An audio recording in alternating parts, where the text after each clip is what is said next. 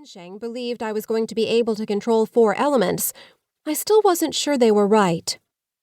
You will be able to do this, Zephyr said. Let's try again later. Erlan and the others are here. Having Emily around might help. Wondering how Zephyr had sensed the other mythicals when we were still several hundred meters from them, I turned to greet them and hid my futile attempt to control the water. Emily was the first to come over to me. She was the half-elf I'd rescued the previous year. With her were a few of the elves we'd rescued from an agency lab a short while later. Erlan with Newton on his shoulder, and Ascan. Ascan and Emily were water elves, and thankfully both of them had enough experience to help me teach the others. I noticed Jinto had come with them. He was officially Ascan's Shisu, but since we had a lot more elves in our group than the organization had Shisus close by, I was doing a lot of the teaching. Minsheng said he had some business with the dwarves stationed nearby, and that he didn't think you needed him any more anyway, Jinto said, smiling. How's the training coming along? Remembering how wary Minsheng had been in front of the other Shisu when we'd met, and how he'd deliberately encouraged me to keep the full extent of my abilities a secret, I merely gave the man a slight bow.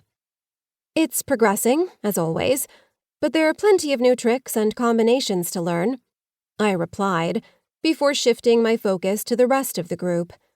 It was a non-answer, but I had more important things to focus on. We'd deliberately moved one of our training sessions a week to the beach, partially because it provided a different environment to practice in, and partially because it allowed normal humans a chance to see what we were capable of, but also see us using our abilities for useful purposes and calm, controlled beauty. With that in mind, I encouraged the earth elementals to start sculpting the sand and playing with it. At the same time, I lifted a bunch of metal fire pits off the truck Jinto had used to get everyone there. With my air control, I could lift most things without trouble, and it was a simple way I could set up my classes. With the fire pits in place, the earth elementals creating something together, and the water elementals under the guidance of Emily, who was trying to direct the flow of the water to fill a moat farther up the beach, I only had the air elementals to worry about. I stirred up the air around them and sent it in a loop, my control on it looser than normal, but still something they'd be aware of. There didn't need to be a conversation between us for them to start challenging me for control of the air particles, or to have the wind that was rushing around them answer to them instead of me. Although the other elves had varying strengths of will, I found the task easy.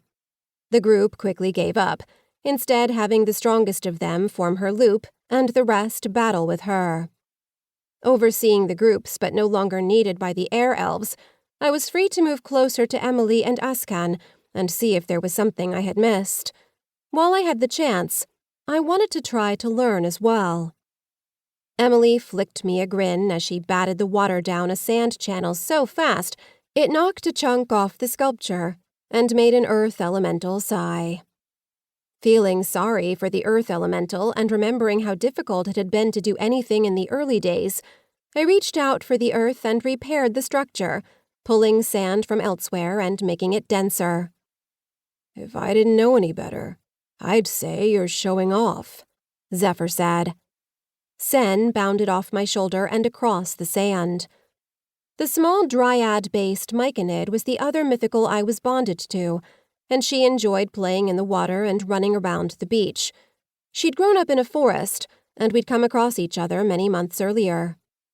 I moved closer to Sen as she darted up to a wave, and before I knew it, I was standing beside Emily, with Sen running around in the edge of the water. The myconid had to be careful since she was so small, but she loved the thrill of facing the danger the water represented to her. Not that I was worried she'd drown. She could float and bob to the surface quickly before rolling herself onto her back, but I didn't want to lose her. Emily turned to me, still smiling. "Thank you," she said, "for everything you've done for our kind. I've never felt so free to be myself. And Mother loves her new job." I grinned back, grateful she was so happy. I'd worried about her at first. She'd been through